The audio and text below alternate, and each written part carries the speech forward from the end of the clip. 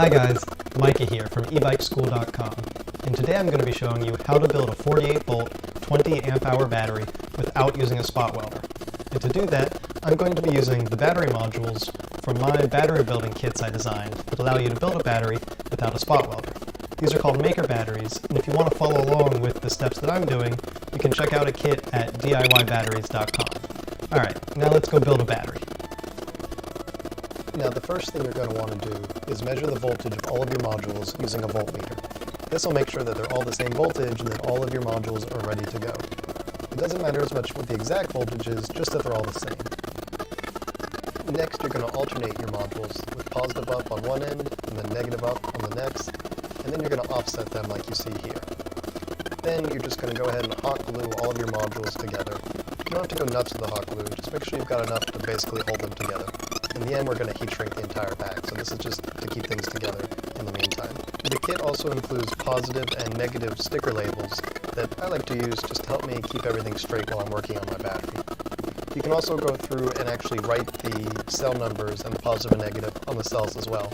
This is just another helpful step to help keep everything straight while you're working on it. And now we're going to start tinning our nickel strips here. Now it's very important to tin in between the cell and not on top of the cell. They'll stay in between in each spot between every set of cells and on all the modules. And to do this, we're going to make sure we're using a nice hot iron. We're going to clean it with a brass sponge or a wet sponge. That way when we tin each of these spots, we're only actually making contact for maybe 2 seconds or so, a very short period of time. So I'm going to keep cleaning the tip of my soldering iron and making sure it's hot so I can do a very quick contact period.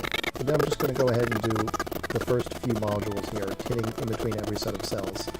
And then I'll cut out my nickel strip to make some strips that are long enough to reach between 2 sets of cells. And now I'm going to solder the series connections between the positive end of the first module and the negative end of the second module.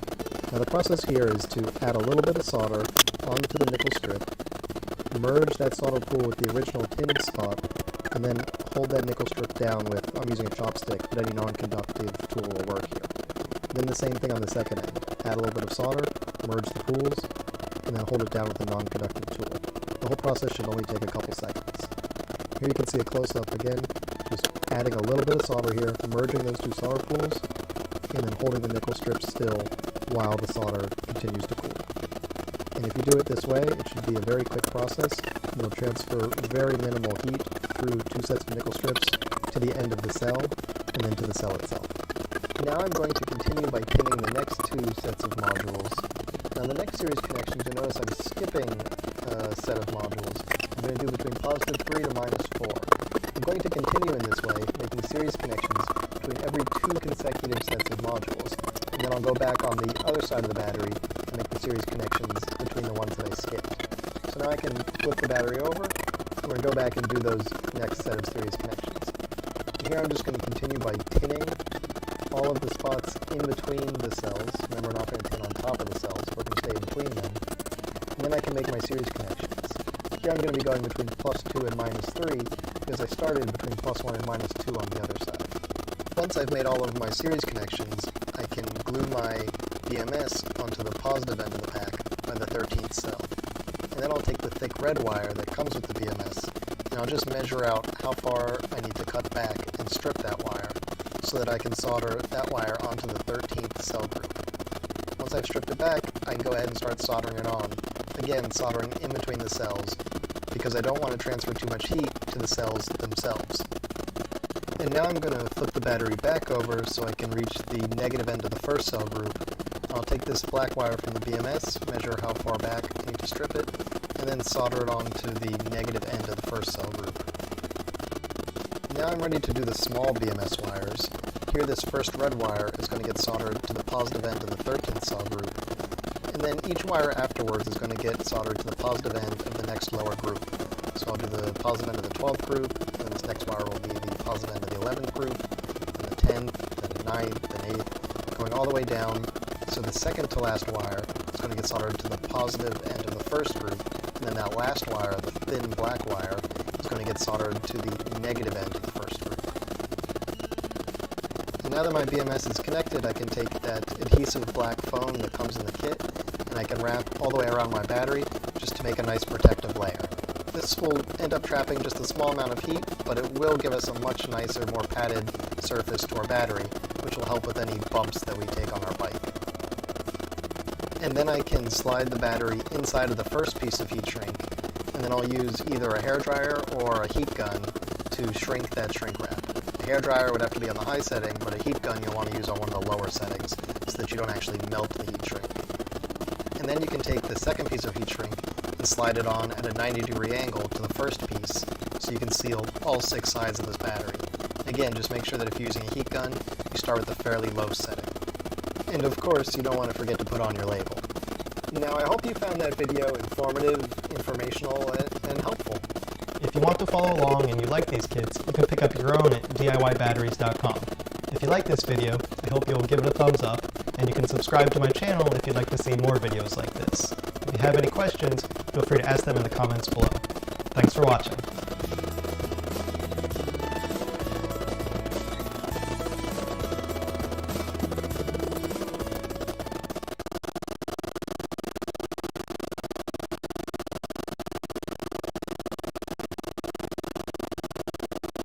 This is Hextraction, a 3D printed physics-based board game for makers, modders, and masterminds. Lay down tiles that team with tricks, traps, and tiny technology to try and take your steel ball to the finish line. Let's go! It's half mousetrap, half magic, and half Calvin ball, and the best part, Hextraction is absolutely free. It's free as in free to play. The tiles, boards, and more are yours right now, links below. It's free as in free for all. Challenge yourself, duel a friend, or duel all your friends. Most importantly, Hextraction is free as in freedom. If your idea fits a 50mm hexagon, you can probably print it and pwn your pals with it. So ladies, gentlemen, cyborgs, and gamers, depress your download buttons, feed your favorite filaments, and grab your balls, because we're about to crash through the controlled chaos that I call Hextraction. You may be watching this because someone wants to play against you, and out of respect for your taste in friends and games, let's jump right into the rules. One player provides a game board and a pile of steel balls, and anyone can shuffle their own tiles into the shared pool. If you brought your own tiles, you can choose 3 ahead of time to be your starting hand. If not, draw 3 tiles at random. Each turn, you roll a ball and play a tile. You decide whether to play first or roll first, but you gotta do both, and once you do, your turn is done. Draw tiles till you have 3, and the next player is up. To roll, just grab a ball, pick any ramp, and let her rip. If your ball falls through an open slot, nothing happens. If you manage to get a ball to the end zone to extract it from the hexagons, game over. You have won Hextraction. If a ball leaves the board any other way, destroy the last tile it touched. If a ball gets stuck on a tile, leave it. Then if 3 or more balls are now touching that tile, you can destroy any tile any of them are touching. If the same tile gets touched 3 times in one roll, destroy that tile too. Destroy doesn't mean like smash it with a hammer, it just means remove it from the game. Tiles should always bottom out with no resistance. If it doesn't seem to fit, it probably doesn't work in that orientation. So pull it out, give it a turn, and try again. Some tiles have moving parts. You can set these in any position as you play the tile. Others have stars. These mean special effects, so if you see one, ask the tile's owner for its rules card. As the board fills up, so do the tactics and the chaos.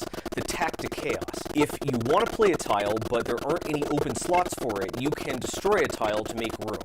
If the pool ever runs out of tiles, the game ends in a stalemate. Because Hextraction is a physical game, weird stuff can happen. And, look, that's okay. If your ball flies off a tile and lands in the end zone, it still counts, you still win. If a tile falls off the board, it's destroyed. If a mechanism sticks, c'est la vie. Resist the urge to go around and mess with it. There's only one exception. If you're rolling for your turn and another ball gets knocked loose, it counts as if you rolled it yourself.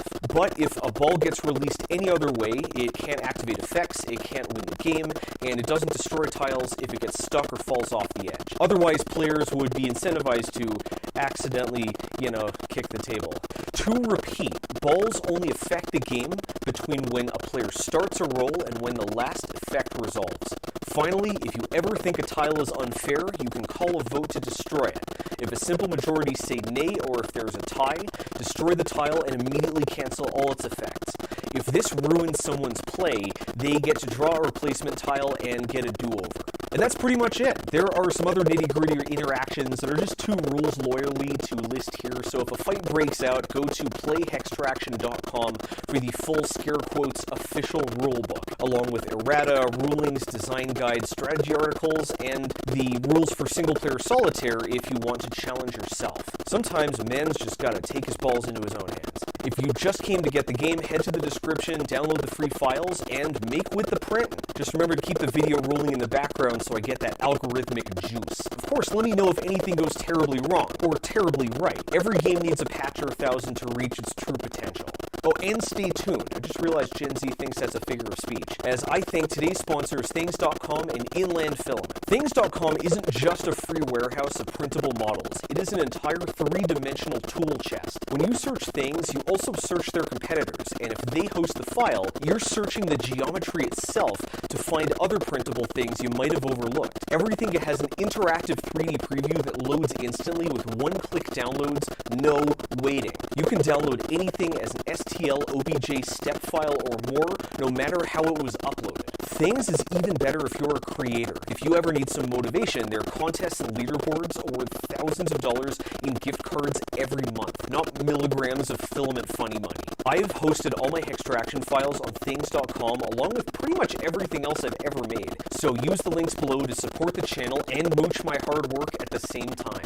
I'd also like to thank Inland Filament, Micro Center's pleasingly priced plethora of premium printable plastics, who provided a positively preposterous pile of Piscetti for this project. You don't need to print every tile in a different color, but you could. And Inland has over 400 combos of materials and colors online on Amazon and in MateSpace at Micro Center. Unless I say otherwise, everything in this episode was printed in Inland PLA+, and I've linked my very favorites in the description. Inland also graciously shared their table at the 2023 Rocky Mountain Rep Rap Festival, so I could test the beta version of my game at the revoltingly abbreviated ERMRF, the only prints to take any damage at ERMRF were the pachinko tiles, whose pegs were not made of Inland filament. Coincidence? I'm contractually obligated to think not. Over 3,000 ERMRF printing nerds had a chance to challenge yours truly. And within literal minutes, they had hard-locked the game, bent the rules a dozen new ways, and somehow used a defective X-tile like a ramp to win by accident. If you downloaded the sneaky April Fool's Gridfinity 2.0, you don't need to reprint any tiles, but I do strongly recommend reprinting the board. Hextraction has been a long time in the making. In 2016, I entered a game design hackathon called Game Smash and created Landfall Saga. I think one of the judging criteria was flavor, since I gave it this cringerific fantasy theme. It actually ended up winning a charmingly hacktastic 3D printed trophy that's still buried somewhere in my moving boxes. This came as a bit of a surprise since Landfall Saga was kinda hot, sweaty booty ass. Not every tile worked in every orientation, and many of them didn't work at all, so players kinda got frustrated when their plays didn't play out the way they thought they'd play.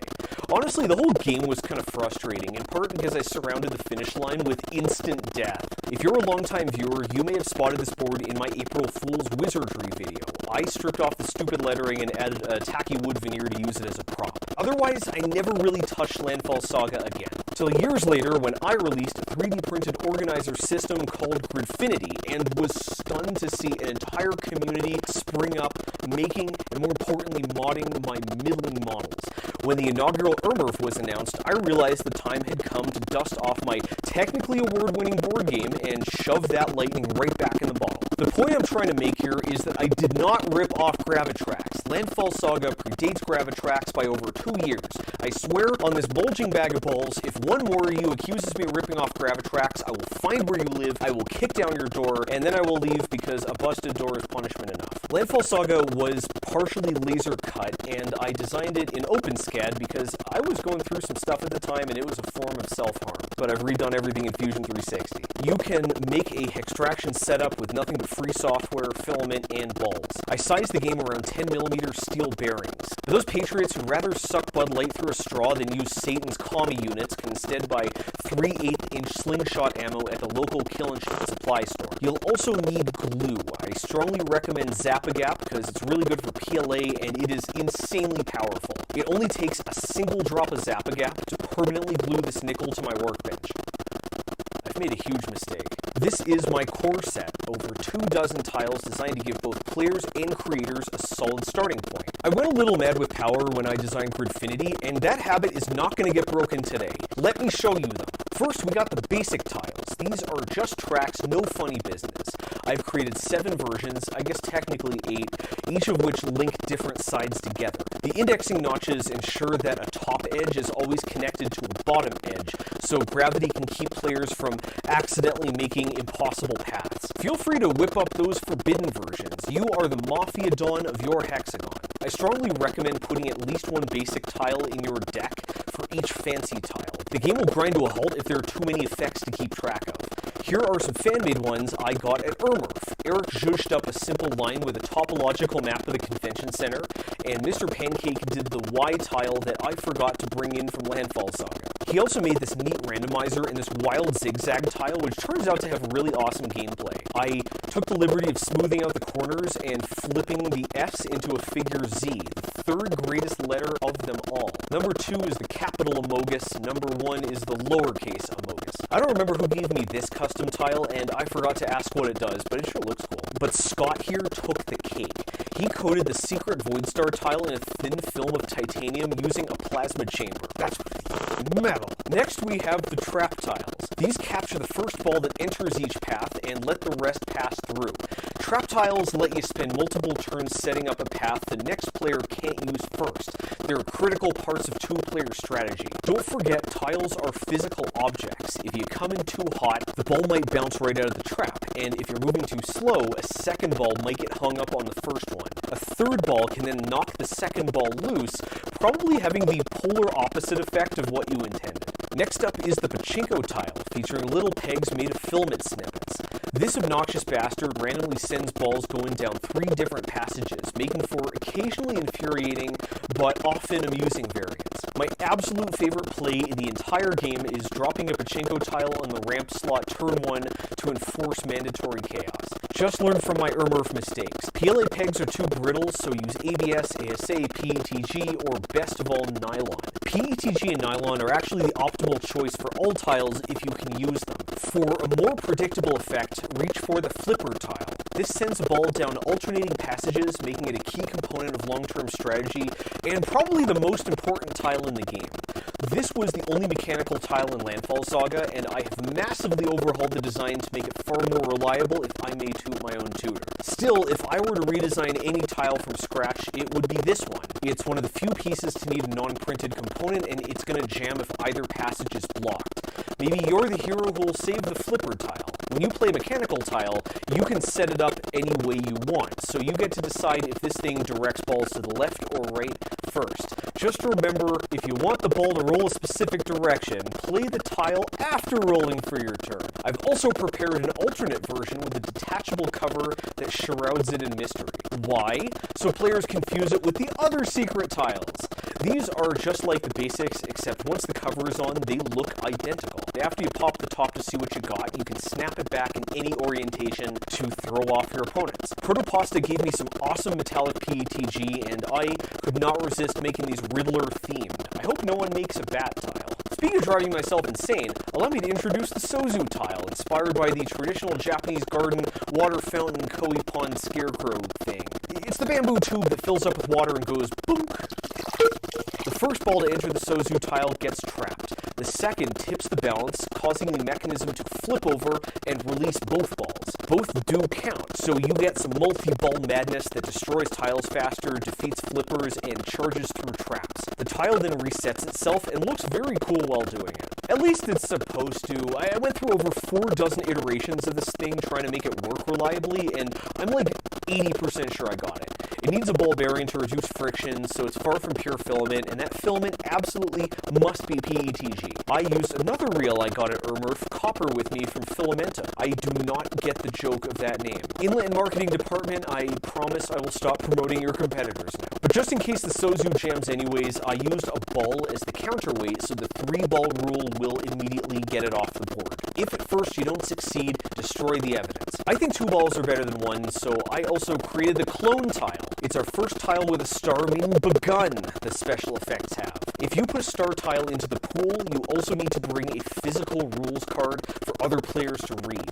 I made mine all fancy, but all it has to have is the tile's name, its effects, and a picture of it. I know the landscape layout is going to trigger you fart suckers, but it holds more text, and I want to make the letters as 3D printable as possible. Note the little jaggies on the tile. This indicates a trigger, and if a ball touches this area, it activates the effect. In this case, you roll another ball down the 100% non-phallic ramp. Like the Sozu tile, this is great for power plays, and it may even be better since you get to trigger it yourself the turn you play it. Let's check out some more effect tiles. This is the tile with nothing, a mildly esoteric Magic the Gathering reference, and an example of a self-explaining piece. You don't need a rules card if you put the rule on the tile itself. Taps forehead. You could also just write the rule with Sharpie or use a label maker. Just don't put the rules text on the bottom of the tile. How the hell are players going to read it once it's installed? Note the outline star. This means the effect only activates a single time as the tile is played. The tile with nothing makes you discard your hand, which implicitly lets you draw 3 fresh tiles once your turn ends. When you're designing tiles, you really want to make the effects one-shots or triggers. Anyone who's played multiplayer Magic knows how few ongoing static effects it takes before the entire game degenerates into an obnoxious rules lawyer minefield. I deliberately did not create any tiles with static effects, and neither should you. This is the Red Hot Steel Ball tile, or RHSBT. It superheats any ball that passes through, causing it to immediately destroy any tile it gets stuck on. It's a great way to break log jams and generally speed the game up. The rules card tells you to blow on the ball to cool it off, but this is just for fun. Tiles can never reward or punish you for doing anything out of game. Otherwise, we'll have Buy Me a Drink tiles, Hokey Pokey tiles, Chaos Orb style physical challenge tiles, and those are the ones I can say on YouTube. I printed a few of these tiles in 2 colors to make them show up better on camera, but you don't need to. You can print the entire set from a single reel if you feel like it. This has taken a while, so let's pick up the pace. The Void tile puts a black hole on the board that scatters balls and eventually gobbles one up. Its limit rule restricts when you can play it, so remember to read that card. The holographic tile frame lets you play another tile after falling through an open slot and turns the game into a Benny Hill cluster as everyone railroads each other off the board. The gear tile lets you rotate adjacent pieces, which can open new passages and release balls from trap tiles. Remember, it still counts as rolling until you resolve every effect triggered by that roll. Do you want a frustrating tile full of ball-trapping nooks and crannies? Why not Zoidberg? You can glue magnets to the eyes for bonus carcinization. The jerk tile swaps itself with a neighbor and encourages, but cannot require you to apologize. The seek tile lets your steel ball spin up a specific tile. Is that a JoJo reference? Woo! JoJo, baby! The bomb tile explodes when destroyed and takes surrounding tiles with it. Originally, the balls had to be inside to trigger the explosion, but the extraction channel on my Discord wanted chain reactions, and now they get chain reactions. Discord.gg/VoidStarLab. I actually read it. The final tiles are the most advanced because they combine mechanisms and effects to do the craziest stuff. I spent way too much time on these, and I'm going to make you watch me talk about them. The tile built for 2 is a chunky monkey with engraved text reading simply "Open Me." When you do, you'll discover this is actually 2 tiles in 1. There is no faster way to reach the end zone, at least not yet. I have to edit this tile to say "Open Me" or not, since it turns out to still work when it's closed. Yeah, in retrospect, this is probably the wildest tile I've ever designed and really shows how far you can push the format. In order to make sure every piece will fit the board, my rules say that as you play the tile, it has to fit in the 50mm hexagon, but it doesn't say it has to keep fitting it afterwards. If you design a tile like this, give the parts a lot more wiggle room than you think, like 2mm.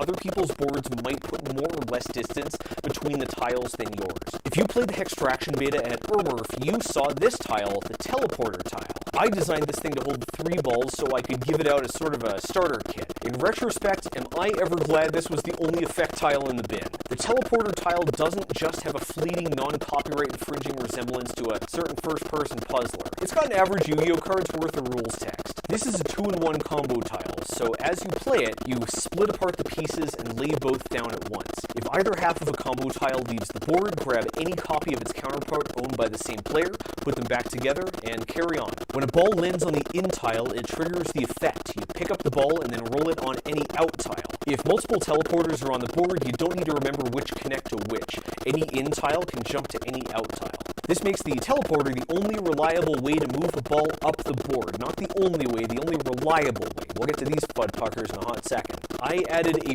rule that forces you to play the out tile on a higher row than the in tile. Otherwise, you play it right in front of the finish line and it becomes an I win tile. At Ermurf, the teleporter tile alone was responsible for more rulings, corner cases, and overall shenanigans than every other tile combined. It is a shenanigan factory. You people are the kings of shenanigans. Speaking of, this is the king tile, another tall boy that features a fully printable spring-loaded turnable knob. When your ball hits the trigger, you pick up the entire tile and move it to an adjacent slot, ball and all, then twist the knob to send it on its way. Originally, this was the en passant tile, but classy people don't watch my channel. Feel free to change the icon on the knob and write up your own movement-based rules. It's a pretty versatile design. I wasn't going to make our final tile at all. In fact, no one should make this tile at all. It isn't going to work most of the time, and it can kind of physically injure you the rest of the time. But this thing was requested so often at Ermurf, and with such generous bribery,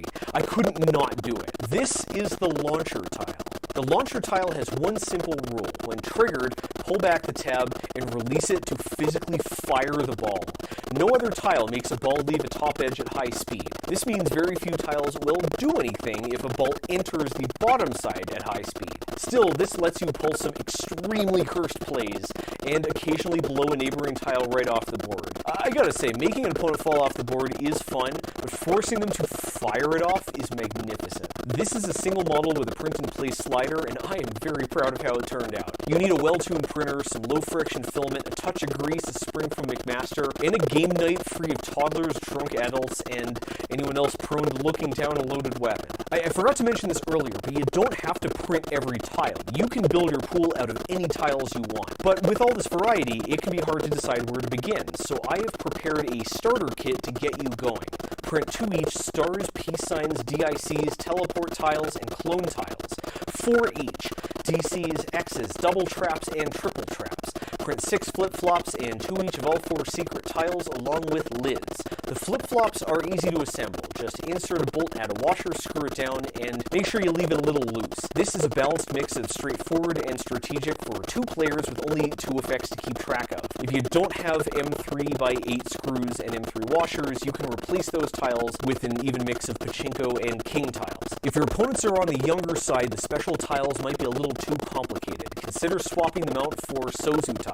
If your group is veterans of card games like Magic, try replacing the peace signs, X's, stars, and 2 of the double traps with 3 each red hot tiles, king tiles, bomb tiles, and gear tiles. Finally, if you plan to play with more than one opponent, add 1 more of each tile for each additional player, and consider swapping the trap tiles for Sozus and bombs. No matter which set you settle on, don't forget to print rules cards. I designed these to print with a 0.4mm nozzle, and you can change filament at the first layer after the 2mm mark to make the lettering stand out. Or just, blast the whole thing with a Sharpie. To make a basic game board, print a 515 plate, a 5.7 plate, 5 basic clips, and 2 each basic on-ramps, off-ramps, basic leg mounts, and 50mm basic leg segments, or legments. You're also going to need a pair of foot mounts and feet. If you have a Gridfinity drawer full of metric hardware, print the M4 heat set version.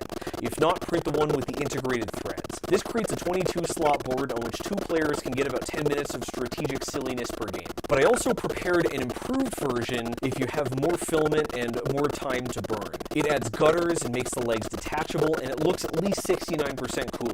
I couldn't finish the gutters in time, so they just kind of fling the ball out the front of the board, but honestly, I kind of like it better that way. If you want to do this version, print the same board, same finish lines, and same feet, but instead of the rest, print 17 gutter segments, 3 end caps, and 2 each gutter on-ramps, leg sockets, leg starters, gutter foot mounts, and 50mm gutter leg segments. Apply glue to the tab side of one plate, push them together on the table upside down with the indexing tabs facing yourself, then add clips or gutters to connect them together. If you've chosen to be fancy, add the rest of the gutters, stick end caps here, here, and here, and glue leg mounts to the corner gutters. While that sets, build the legs. If you're doing the heat set nuts, set them now, ideally with heat, and jam a screw through each foot. Those might need a little touch of glue to keep them in place. Glue the 3 leg pieces together, and while everything sets, contemplate whether cutting a burrito in half creates a pair of bread bowls. Then screw the feet in all the way. Glue the on-ramps to the board, brace them while the glue sets, then glue on the finish lines. And if you're doing the simple version, glue the legs to the corner slots. If you're going deluxe, insert the legs and pin it in place with M4 screws. Adjust the feet to get everything as level as possible, and blast it with accelerator because waiting is for chumps. You know what else is for chumps? Bread bowls. That's why I bite the ends off both sides of the burrito. Finding, printing, and collecting tiles is one of the best parts of Hextraction, but the real fun starts when you design your own. These are really easy first projects, and as long as you thoroughly test what you make and follow the 3 great rules of great tiles, you'll probably end up with something fun. I heard that's why people play games. The full rules are on the website, so I'm only going to run through them quickly here. Rule 0. Okay, fine, there are 4 rules of tiles. It's a programmer's 3. Tiles cannot break section 0 of the official rules. These are meta rules that unstick the game when a problematic tile hits the board. So, of course, we can't let tiles override them, because then we can't get rid of crappy tiles. Just read section 0 and you'll be fine. Rule 1.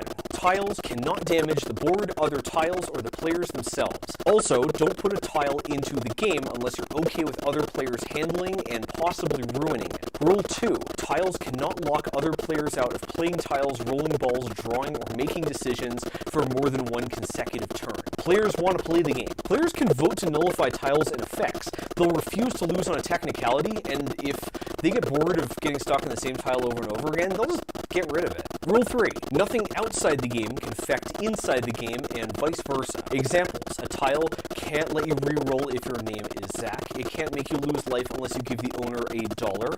And it can't make you skip your turn if you refuse to bark like a dog. Any player should be able to fully utilize every tile and keep their dignity intact. At least some of it. To sum it up, tiles should not stall the game, they should respect other players, and should be thoroughly tested to make sure they reliably physically function. When designing written effects, remember to include a rules card with the tile's picture, name, and text. Ideally it's 3D printable, but if it's 2D printable, that's fine too. One-shots and triggers are infinitely better than ongoing effects. I am serious, do not make ongoing effects. Above all, keep it short and simple. My core set includes the keywords on play, trigger, discard, destroy, notch, limit, and combo, so use them because players will already know what they do. I wrote a few more of these keywords for forward compatibility. Overwrite means destroy a played tile to play another in its spot, even if the board isn't full.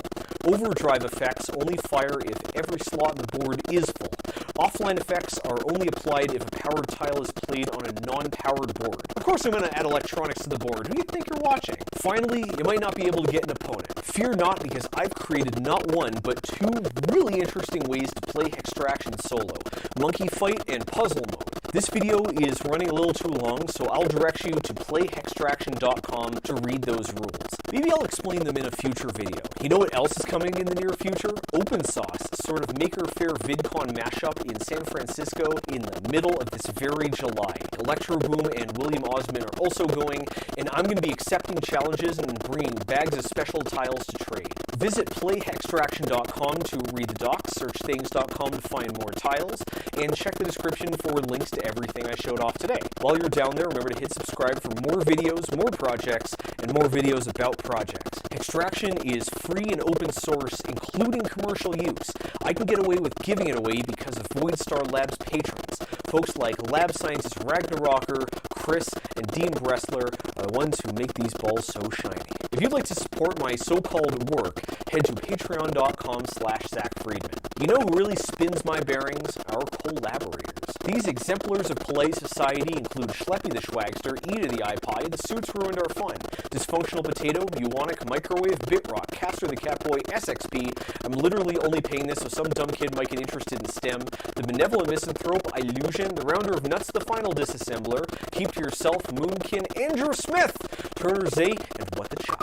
I've hidden their names somewhere in this project. Maybe you'll turn them up. Hextraction is a silly game, but nowhere as silly as our lab assistant supporters. These hegemons of hexagons are Big Bob's Gaming, Burn Duck 3, Kink Shaming Walrus, Jason Craft Computing, Ryan Guler, One Sleeve, Bob Dobbington, Stormby Design, Brad Cox, Tegan the Transpilot from the PNW wants to give you big hugs, Juicy Legend, drinker of juicy legendary fruits, Bill Schooler, Jessica Mowerhand, Trump did nothing wrong, Trump did everything wrong, River, accidental breaker of electronics and supreme body of water, protagonist, my dog is a bear, Bob Forbes, Cody, Vagelli, cross-threading is just free Loctite, Jesus Christ dude, seek help, Sebastian Safari, Sharia Coleslaw, Nova Ren, RJ Dipcord, Bumtickly69, Topher, Good Suck, Jason Terrian, Measure Once, Cut Twice, Reglue, Cut Again, Michael Roche, Eval Bunny, The Antifa. Visit OmahaThreeDprints.com for all your 3D printed RPG product needs. Scratchfinger, Talon Democratic Socialist, The Pretty Righteous Dude Dash Act, Period Clots, John Marler, The Monk, Vicarious Nerdgasms, Jan Pavo 2137, Tutankhamun, The Cuttlefish. My husband watches this shit, so hi Urch, Jamie, Oretnus Nirb, Sunburnt Cat, The Lizards Are Watching Zach, Varka, Amanishi, Trans Rights. Reagan says, where are the bees in Terabang? So some of them got contaminated in the flood, and Millie chewed on a few more. All that's left is the B team. Quality Doggo, Pussy Nugget, Micah, I missed my chance to make my brother say silly things, Friedman, SKL, Powerful CCH, 603, Doom Crew Inc., Beth, Kermit the OG Frog, Rusty Flute, Danny Devoid of Life, Aponatratza, Zundo Wielder of Iron, Heater of Shrink, DBD, Good Lady Nash, Queen of Lemons, Victor of the Great Citrus Wars, John Loves Jen, Steven 6 foot, 6 figure, 6-pack Schulte, Colin J. Webb suggests that maybe universal health care should come to America even, the whole thing doesn't fit in one screen, even if it means privatized healthcare creates fewer up, Brian Wolf Schulte, Zach Cats, Rinry, Elite Giant, Zenforian, I'm working on every Resident video and be out next week, I promise. Zap, Quantumly Tangled, back of Agent 47's neck, hands for the homeless. Wait, I can say hand, and I can say job, but I can't say hand?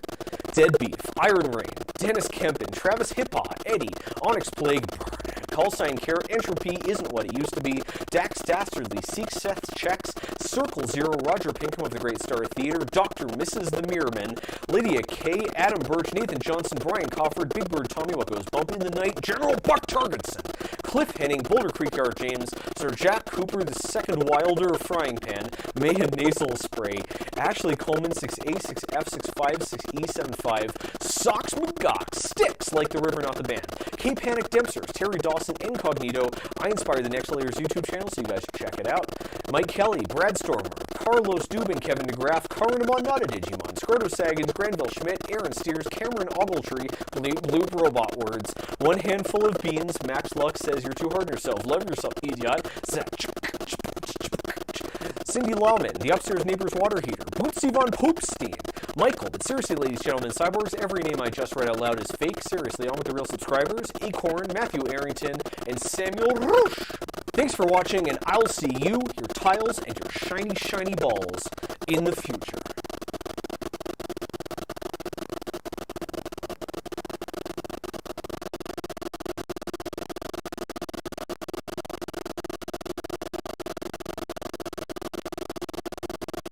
And the motion sensor. The former sends a signal whenever a new source of heat enters the picture.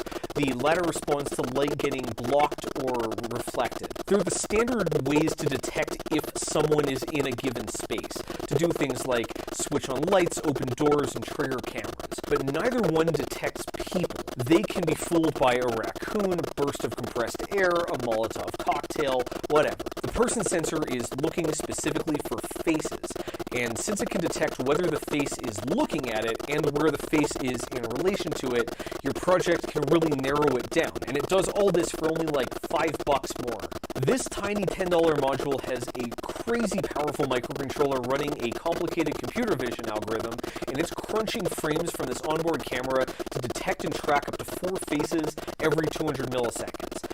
Exactly how it does this is irrelevant. This is a black box. The inner machinations are an enigma. They don't even tell you the resolution of the camera. In a move befitting Uber Chads with jawlines like boogie boards, they don't give anyone any access to any of the image data at all. All you get is face.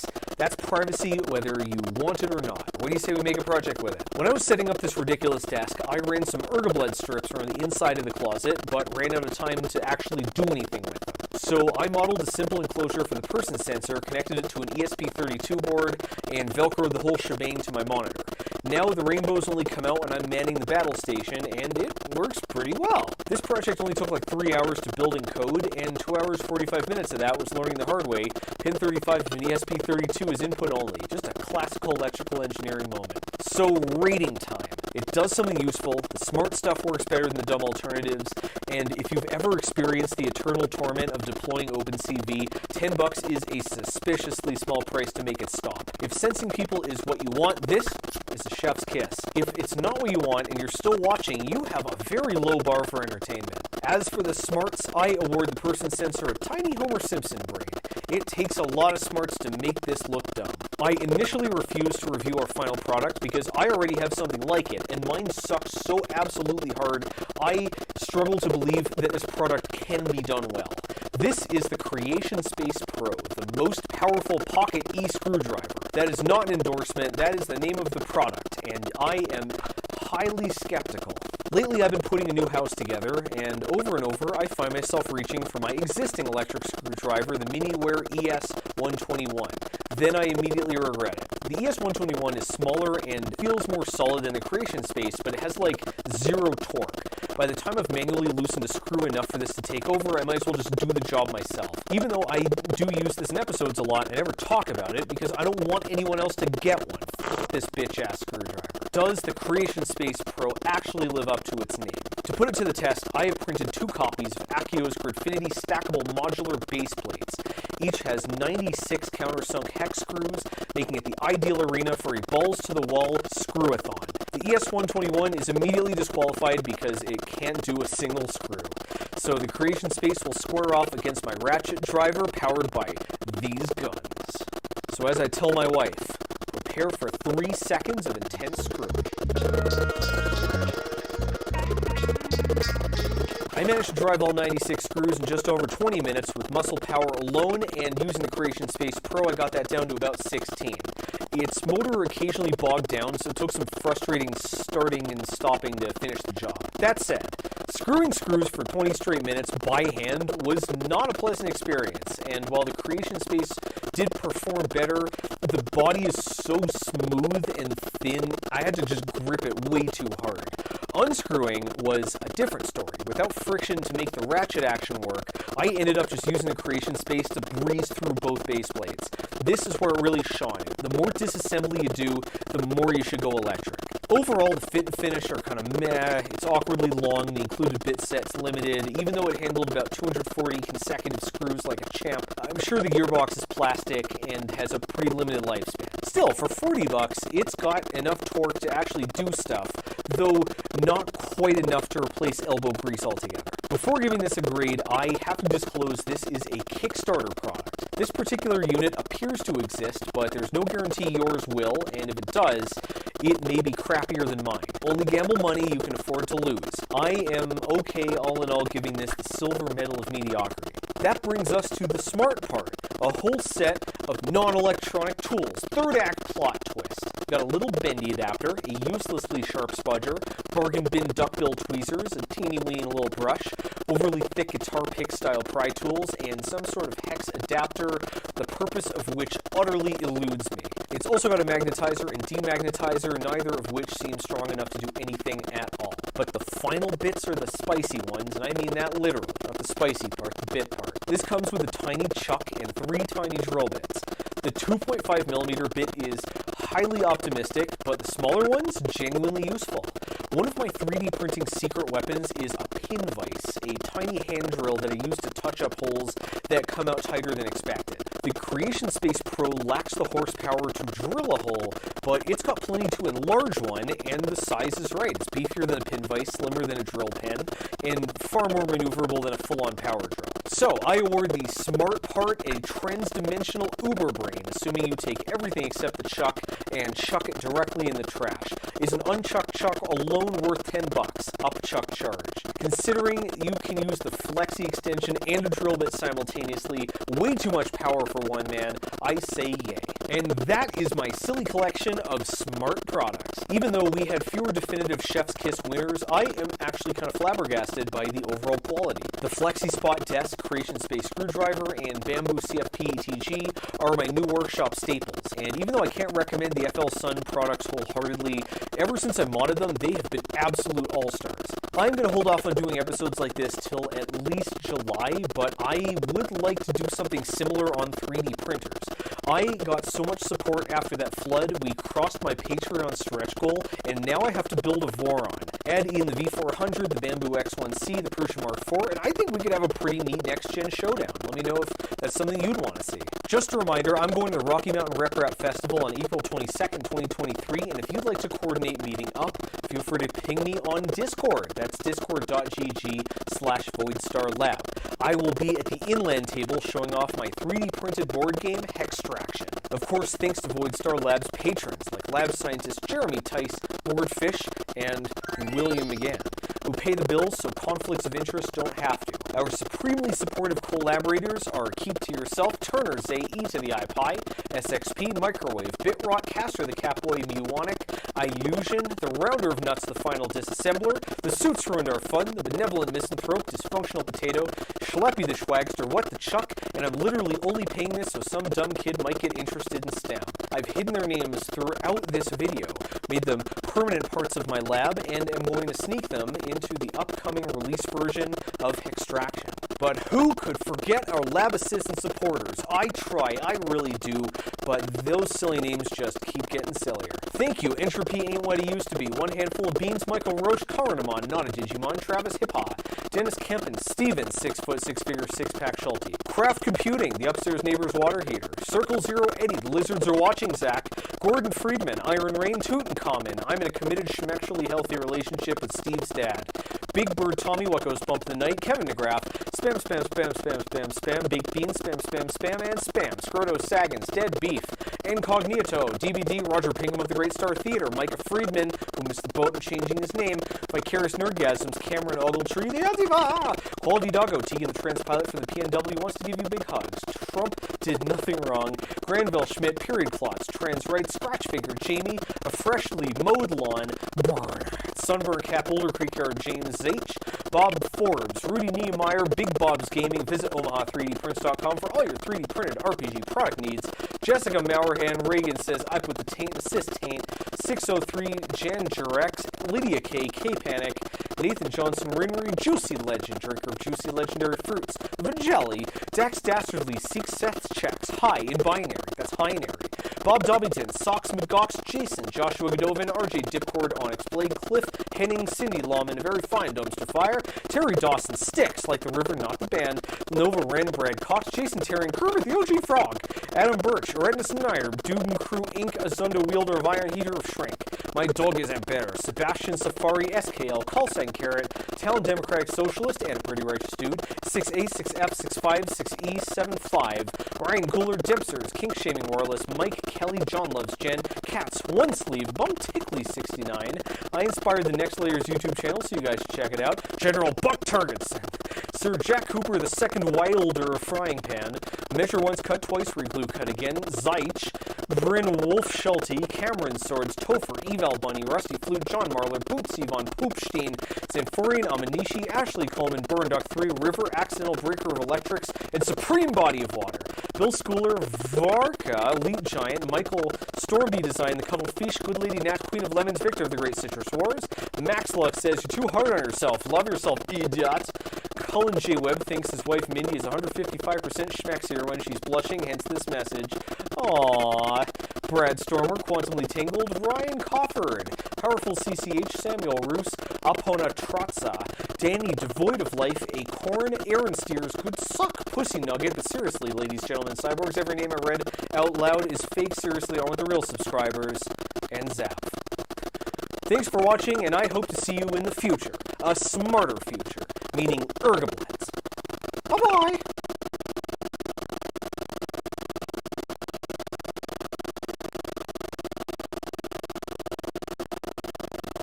Once a YouTuber hits about 25,000 subscribers, their inbox is immediately inundated with weirdly sycophantic requests to review the strangest items you could possibly imagine. Robot vacuums, RGB gaming desks, and Ender 3 clones. So many Ender 3 clones. I get dozens of these a week, and I tell them all to kick rocks because review videos are the laziest, most disposable form of low-effort content. Seriously? But then I got an email that changed everything. It read, Dear David Does Tech, would you like to shill the hit mobile game Page Shattered budgets? I'm Zach Friedman, and this is Voidstar Lab. Look, it says here right in the title card, So I searched up this so-called David, and what I found was a review video. But this one was different. You see, he also gets an endless stream of free offers to test. But David said yes to all of them. The last time I ripped someone else's video off, I ended up with a Gridfinity. So I cracked my knuckles, cracked open the spam folder, and typed up a reply. Send it. Ladies, gentlemen, and cyborgs, we're about to build a potty mouth battle bot, print out the most gorgeous Gridfinity item I've ever seen, and teach a tiny robot dog new tiny robot tricks.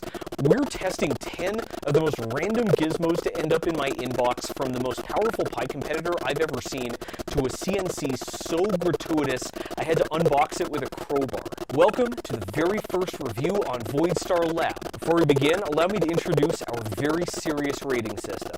If an item is strictly worse than any other product in its category, it gets the poop of product pointlessness, because why buy a worse product? If it's strictly better than all of its competition, it gets the chef's kiss of categorical conquest, because why buy a worse product? Otherwise, it gets a medal of mediocrity in bronze, silver, or gold based on my vibes, man. It's fine if a product is expensive, but the higher the price, the higher my expectations. I got all this stuff for free, so my judgment is compromised. Don't believe a word I say. However, despite my best efforts, none of these companies paid me. I am not following any talking points, I didn't sign any contracts, and no one but YouTube and my wife can veto this video. 10 products, 0 income, and that means this video is sponsored by Polycam.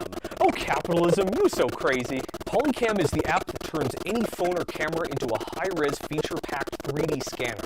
Just walk around an object, person, even an entire room, and Polycam uses the magic of photogrammetry to reconstruct geometry, textures, and bump maps that you can import and use in any 3D modeling tool.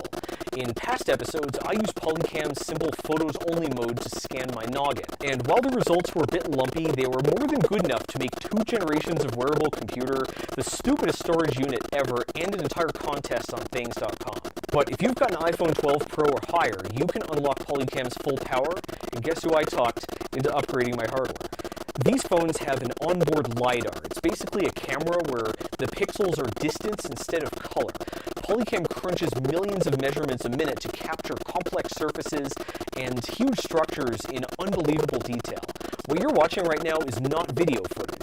This is a 3D scan of Voidstar Lab that I took with this phone right here, and you can explore it right now in your browser. Taking a scan is as easy as recording a video, and you don't even need a phone. You can upload photos straight off a DSLR. 3D captures make heartwarming mementos, and Polycam itself makes a really neat gift for the 3D printing maniac that you're stuck with. If you want to unlock pro features like automatically generated fully dimensioned floor plans, use promo code ZAC20 to get 20% off a 1-year pro subscription. But you gotta hurry because that code expires at the end of January 2023, and this video took way too long to make. Now that we paid the bills, let's see if any widget in this workshop is worth your paycheck. We're gonna go hard right from the start because nothing is harder than diamond. This is the Diamondback, a 3D printer nozzle tipped with synthetic polycrystalline diamond. Its manufacturer, US Synthetic, claims it can print any material forever, and I'm inclined to believe them. I've been using the same Olsen Ruby in my Prusa since 2018, and its tip still looks brand new.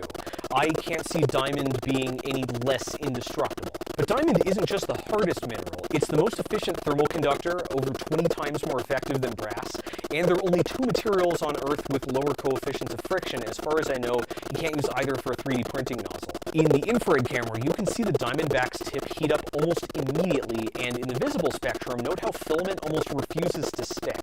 US Synthetic claims this translates into fewer jams, smoother prints, and faster jobs, but there's only one way to find out. Let's do some torture tests. And I can do the best ones because I have all the filaments. First, a jamming test in Protopasta CFHTPLA. This evil polylactic acid hangs up on the tiniest defects in the filament path and is loaded with authentic carbon fibers. It clogs nozzles so aggressively, I actually had to use a stand-in to get enough footage for the every filament video. I'm going to use that old Prusa with an 0.6mm Diamondback, and it came out perfectly on the first try. Now I look like an asshole for talking up this filament. Thanks, US Synthetic. Next, friction test. Some filaments just love to curl back and stick to the nozzle, and they carbonize into a booger that detaches and ruins a print. Here is the worst case scenario. Fusion Filament's high temperature PETG, which prints at 280 Celsius, curls like my hair, and has an unusually high viscosity, like my hair. For extra punishment, let's switch on ironing, because I hate my printers. The results aren't perfect. This thing does have a couple of burnt blobs here and there. I don't really understand why the diamond has a matte finish. Like, wouldn't a polished finish keep crud from creeping its way up on the brass? Either way, these results are phenomenal. Here is what happened when I ran the exact same G-code, exact same filament, but through a brass Revo nozzle. Finally, a raw speed test with Boomat high-speed PLA. I'm going to use an 0.8mm Volcano Diamondback 0.3mm layers starting at a print speed of 100mm a second, and we'll ratchet it up till something breaks. The word here is flow. We don't want the filament to seize even a tiny bit, even though we're pushing out like 30 cubic millimeters a second. I've fitted a smart filament sensor, which uses an encoder to halt the print if the filament stops moving for even an instant. The results are impressively inconclusive. The tool changer's top printing speed is 200 millimeters a second, and even at that rate, the filament